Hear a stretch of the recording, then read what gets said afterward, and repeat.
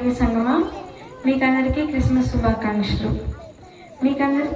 శుభాకాంక్షలు. మనం ఎంతో ఆనందంతో జరుపుకునే ఈ క్రిస్మస్ అంటే మనం ప్రేమతో, శాంతితో, క్షమతోనూ, సేవతోనూ ఇలాంటి పనులన్నీ కూడిన వాటితో మనం చేసుకుంటాం క్రిస్మస్.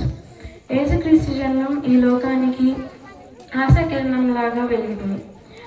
ఆయన పేదల మధ్య జన్మించి వినయంతో జీవిస్తూ మానవులందరికీ ప్రేమ మార్గాన్ని చూపించారు. యేసుక్రీస్తు బోధించిన ప్రధాన సందేశం ఒకరినొకరు ప్రేమించుడి, ఆకలిలో ఉన్నవారికి అన్నం పెట్టడం, బాధలో ఉన్నవారిని ఆదుకోవడం, అవసరంలో ఉన్నవారికి సహాయం చేయడం. ఇదే నిజమైన క్రిస్మస్.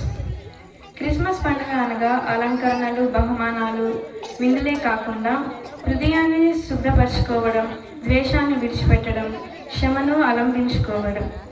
ఈ క్రిస్మస్ శుభదినం సందర్భంగా మనమంతా మంచి హృదయంతో శాంతి, సమానత్వం పెంపొందించడానికి సమాజానికి ఎంతో కొత్త విషయాలకు మనం సహాయపడదాం.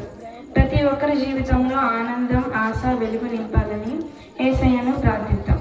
చివరిగా మీకందరికీ క్రిస్మస్ శుభాకాంక్షలు.